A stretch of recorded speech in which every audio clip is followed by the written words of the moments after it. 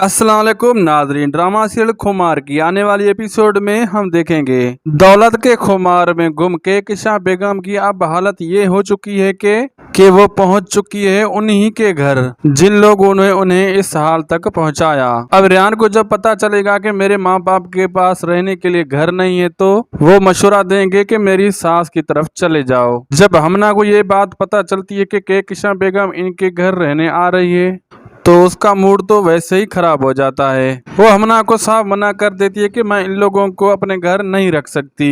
हमना अपनी माँ से कहती है कि कुछ दिन इन लोगों को रख ले, उसके बाद वो कहीं और चले जाएंगे। और हमना की माँ केकशा बेगम से ऐसे मिलती है कि उन्हें कुछ पता ही नहीं है और कहती है कि आप मुझसे मिलने आई और मुझे बहुत ज्यादा खुशी हुई। केकशा बेगम कहती है कि मैं तुमसे मिलने नहीं बल्कि हम सब मजबूरी में आए हैं। तुम्हें हमना ने सब कुछ बताया तो होगा। वो अंजाम बन के पूछती है क्या क्या बताया हमना ने? मुझे तो कुछ नहीं बताया। खैर, जब केकशा बेगम अपनी दास्तान उन्हें सुनाएंगी वो ऐसे रवैया बदल लेंगी कि इनके साथ कोई खास राब्ता रखना ही न चाहती हो और अपने मुलाजमों से कहती है कि मेरे कुछ गेस्ट आने वाले हैं, सो आप उनकी तैयारी करो। और केकशा बेगम और उनकी बेटी को इग्नोर करके वहां से चली जाती है। वैसे हैरत की बात है कि केकशा बेगम उनके घर गई जिनकी बेटी ने इनको मुंह तक लगाना गवारा न किया। इसकी बेटी की ही शादी से इसके बेटे को लेकर चली गई और केकशा बेगम उससे मदद की उम्मीद रख रही है। और दूसरी तरफ हम देखेंगे कि फायद को अपनी जमानत के लिए कुछ पैसों की जरूरत पड़ेगी।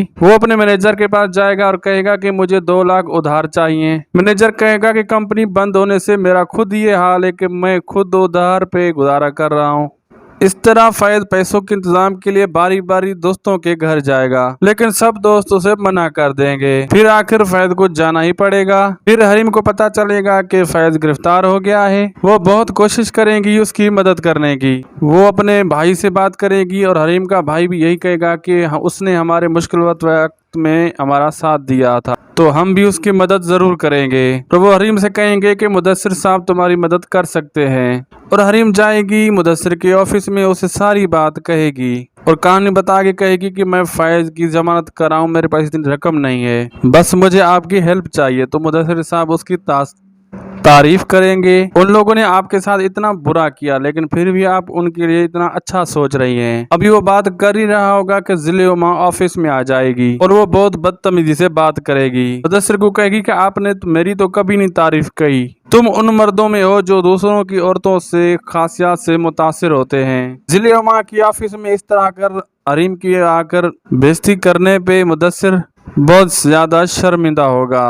तो नादरीन, आने वाले एपिसोड में हम देखेंगे तो हरीम अपने भाई से पैसों का अरेंज करके मुदस्सिर साहब को देगी और उनकी मदद से फैज की और उसके बाप की करवाएगी जमानत। सिर्फ यही नहीं कि बल्कि इनको अपने ही घर में पनाह भी देगी। केकशा बेगम अपने मुश्किल वक्त में हरीम का साथ देखकर अपने किए पे बहुत ज्यादा शर्मिंदा होगी। उन्हें अपनी गलती का एहसास तो पहले ही हो गया है, लेकिन बाकायदा बल्कि वो हरीम से माफी मांगेंगी और फैज को भी सारी हकीकत बताकर उससे भी माफी मांगेगी और आहिस्ता आहिस्ता वो इस मुश्किल वक्त से भी निकल जाएंगे। तो इस तरह होगी इस ड्रामे की हैप्पी एंडिंग। तो नादरीन, आपके मुताबिक इस ड्रामे की हैप्पी एंडिंग क्या होनी चाहिए? कमेंट बॉक्स में अपनी कीमती राय का इजहार जरूर कीजिएगा।